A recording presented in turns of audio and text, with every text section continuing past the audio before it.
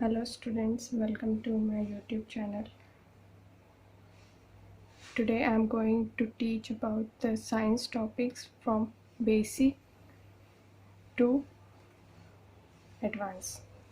So let's start from class 6th. Topic is changes around us and this chapter is also 6th.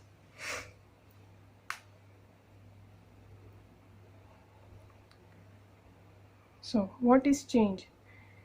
Change is anything that takes place in our own.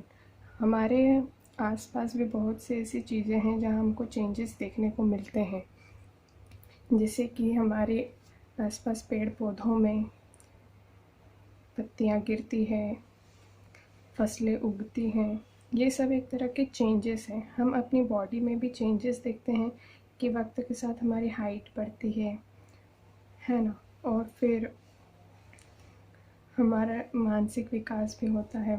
ये सब चीज़ें हम देखते हैं, तो ये क्या है, एक तरह से हमारे अंदर भी चेंज आ रहा है। तो हम क्या कह सकते हैं कि जो भी हमारे आसपास हमारी चीज़ों में बदलाव देखते हैं वो क्या कहलाता है, चेंज। ठीक है, ये हो गया।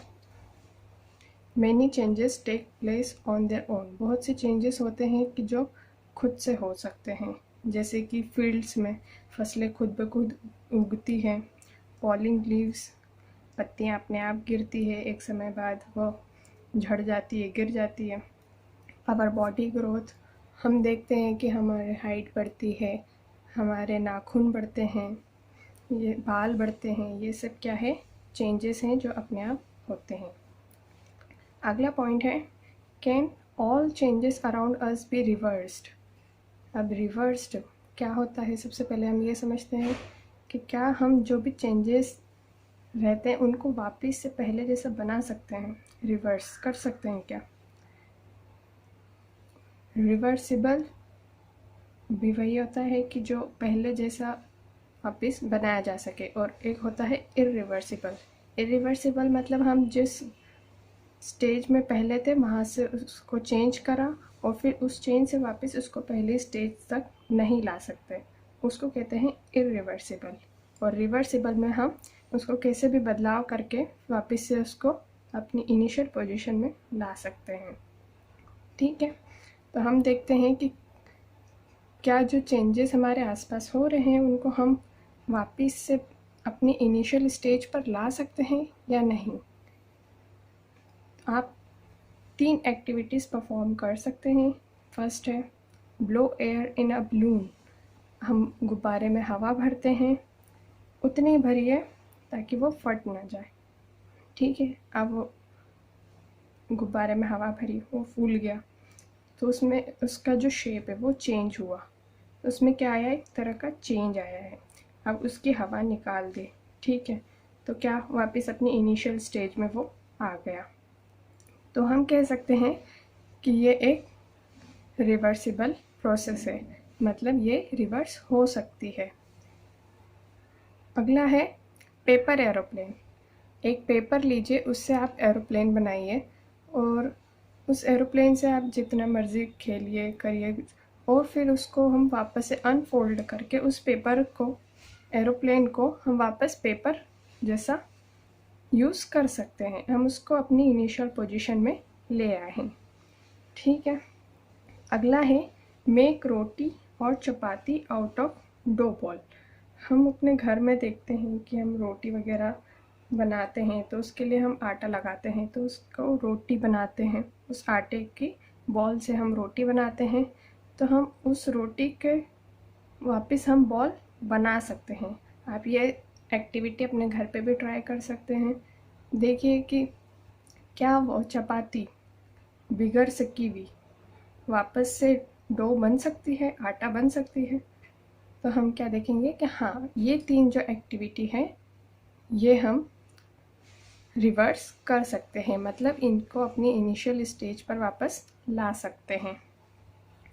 अब हम यही 3 जो एक्टिविटी है इनको हम देखेंगे कि क्या हम इन्हें इरिवर्सिबल प्रोसेस में देख सकते हैं या नहीं। जैसे हमने बलून फुलाया, ठीक है, अब उस बलून को हमने एक पॉइंटेड टिप से या फिर एक सुई वगैरह से हमने प्रिक कर दिया, उसमें बलून के ऊपर लगा दिया, तो क्या बलून वो फूट गया? तब क्या वो अपनी इनिशियल स्टेज पर आएगा? जैसा था वैसा ही रहेगा क्या? नहीं, वो फट चुका है एक तरह से। तो ये प्रोसेस क्या हो गई? इरिवर्सिबल। ठीक है, जो हम वापस इनिशियल स्टेज पर नहीं ला सकते हैं। अब सेम एरोप्लेन वाले को देखेंगे तो हम जो एरोप्लेन बनाया है उसको हम एरोप्लेन को बीच से काट दें अगर, तो क्या होगा? हम उसको वापस अनफोल्ड करेंगे पेपर को, तो क्या वो इनिशियल स्टेज में ऐसा ही पेपर रहेगा जैसा पहले था? नहीं, उसकी शेप चेंज हो जाएगी, वो अपनी इनिशियल स्टेज पर नहीं आ जाएगा। अब थर्ड वाला था रोटी का, तो हम रोटी बनाते हैं तो अगर एक बार उसको सेक लिया तो क्या उसको हम वापस से अपनी इनिशियल स्टेज पर ला सकते हैं? क्या हम उसको फिर से आटा बना सकते हैं जैसा वो पहले था? नहीं, हम उसको वापस से डो बॉल नहीं बना सकते हैं। तो ये प्रोसेस भी क्या हो गई? इरिवर्सिबल हो गई। ठीक है, तो ये सेम 3 प्रोसेस को हम बस कंडीशन अलग अलग है कि यहाँ पर कंडीशन अलग थी तो ये तीनों प्रोसेस रिवर्सिबल थी, रिवर्स कर सकते थे हम इसे, और यहाँ पर ये 3 प्रोसेस ऐसी थी जिनको हम रिवर्स नहीं कर सकते हैं। अब देखते हैं कि अगला क्या है। Do you find it reversible? आप अपने घर पर ये एक्टिविटीज़ परफॉर्म कर सकते हैं और फिर आप अपने खुद से भी देखिए क्या आप इनको रिवर्सिबल मानते हैं या नहीं।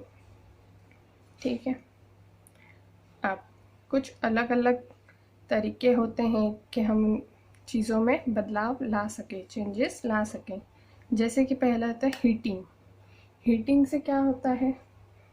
हम किसी चीज़ को हीट करते हैं तो उसमें परिवर्तन आता है, उसमें चेंजेस आते हैं।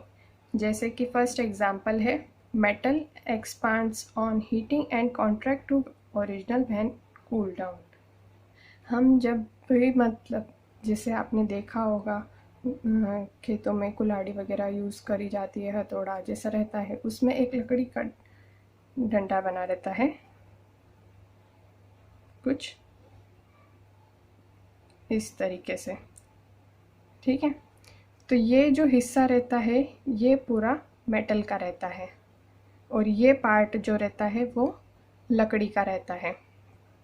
ठीक है, तो ये लकड़ी के पार्ट को हटाकर इतना जो हिस्सा रहता है हम इसको हीट करके इस शेप में ला सकते हैं। ठीक है, और हम इतना पोर्शन खुला छोड़ते हैं ताकि हम यहाँ पर इंसर्ट कर सकें वुडन स्टिक को। तो वो तो बाद में इंसर्ट करी जाती है, तो इस होल का जो शेप रहता है वो वुडन स्टिक से थोड़ा छोटा बनाया जाता है। क्यों?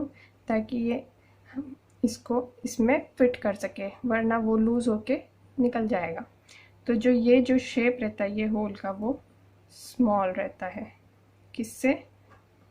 इस वुडन स्टिक से।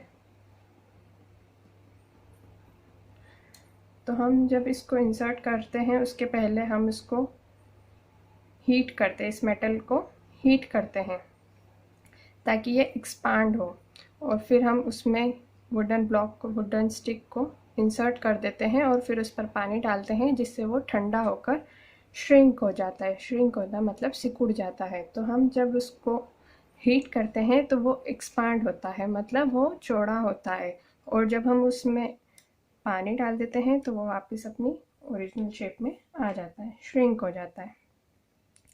अगला एग्जाम्पल है evaporation of water and melting of ice.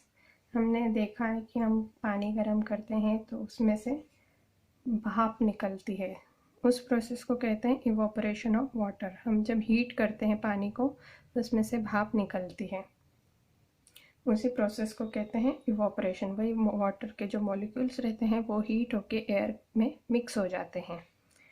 जिससे जो पानी रहता है वो चेंज हो जाता है कौन सी स्टेट में, गैशियस स्टेट में। And melting of ice, ice क्या रहती है, सॉलिड रहती है। अब सॉलिड को हम बाहर रख दें आइस को, तो कुछ टाइम बाद देखेंगे तो वो पिघल जाएगी। तो ये भी क्या है, इसमें परिवर्तन आया, चेंज आया, सॉलिड से वो क्या बन गई, लिक्विड। ठीक है। बर्निंग ऑफ कैंडल, हम अगर मोमबत्ती जलाते हैं तो हम देखते हैं उसमें भी जलने के बाद जो उसका लेंथ रहती है, एक टाइम बाद वो जलते जलते छोटी हो जाएगी और धीरे धीरे वो ख़त्म हो जाएगी।